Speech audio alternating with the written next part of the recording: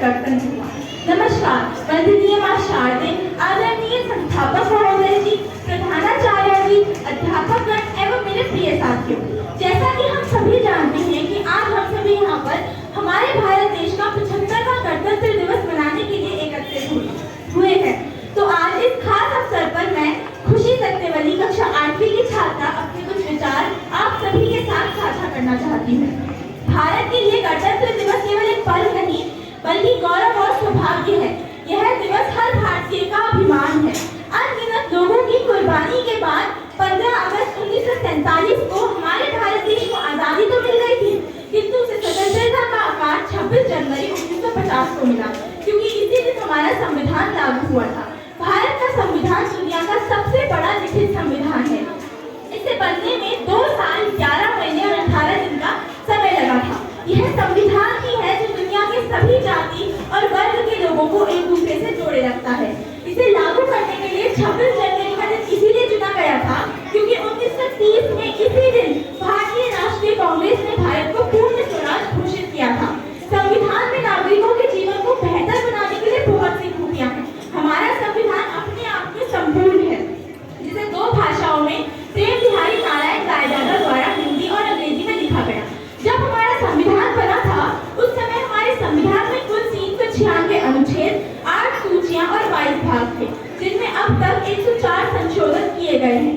संविधान को डॉक्टर भीमराव अंबेडकर जी के नेतृत्व में रहकर 284 सदस्यीय टीम ने मिलकर तैयार किया था, जिनमें 15 महिला सदस्य भी थी। हमारा संविधान हस्तलिखित है। उस समय ना तो कोई टाइपराइटिंग थी और ना ही टाइपिंग थी। संविधान देश में एकाग्रता और स्वतंत्रता न्याय प्रणाली की व्यवस्था करता है। जैसा कि हम सभी जानते हैं कि पिछले कुछ वर्षों में कोरोना महामारी ने विश्व भर में कई जिंदगियों के साथ साथ अर्थव्यवस्थाओं को भी उखाड़ फेंका था।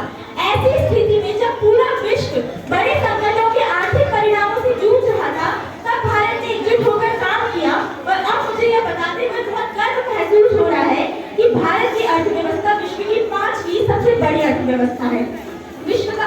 भारत का स्टार्टअप इकोसिस्टम दुनिया के ऊंचे स्थान पर है, लेकिन यह तो महज एक शुरुआत है। आर्थिक सुधारों, नीतिगत पहलुओं, शिक्षा, स्वास्थ्य सेवा के साथ साथ भारत आसमान की ऊंचाइयों को भी छू चुका है। जी हाँ, हम वह विस्मरणीय क्षण कैसे भूल सकते हैं जब भारतीय वैज्ञानिकों ने चंद्रयान 3 की लैंडिंग चांद के दक्षिणी ध्रुव पर और सूर्य का अध्ययन करने के लिए आदित्य L1 को लॉन्च कर भारत को विश्व का पहला देश बना दिया था।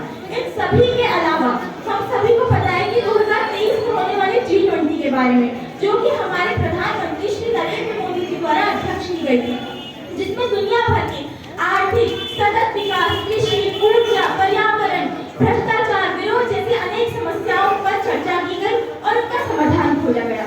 G20 ने भारत को फ्री ट्रेड का मौका दिया, जिसके कारण आज भारत के कारोबार में प्रगति दिखाई दे रही है। इन सभी के साथ साथ हम सभी को पता है कि श्री राम मंदिर के निर्माण की शुरुआत के लिए भूमि पूजन 5 अगस्त 2030 को किया गया था, जिसका हाल ही में 4 साल बाद 22 जनवरी 2024 को उद्घाटन किया गया, जो कि हम सभी के लिए बहुत ही गौरव की बात है। भारत के इतने विकास होने के बावजूद भी बहुत सी चुनौतियां आज भी हैं जो हमारे संविधान के समक्ष खड़ी हैं। भ्रष्टाचार के कारण देश की स्थिति निराशाजनक होती जा रही है। जनता मूलभूत सुविधाओं से वंचित है।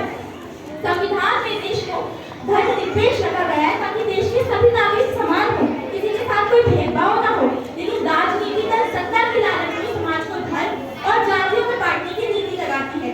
भ्रष्टाचार, आतंकवाद, नक्सलवाद और शिक्षा, गरीबी जैसी अनेक समस्याओं का समाधान खोजना अति आवश्यक है, जिसके लिए राजनीतिक दलों को अपनी कार्यशैली बदलनी होगी और कर्म और ईमानदार लोगों को राजनीति को बढ़ाने आगे आना होगा। हर एक आदमी इस लोकतंत्र का हिस्सा है और सबको अपनी इस प्यारी भूमिका का निरीक्षण अच्छे से करना होगा, तभी हमारा लोकतंत्र सच्चे अर्थों में सफल हो पाएगा।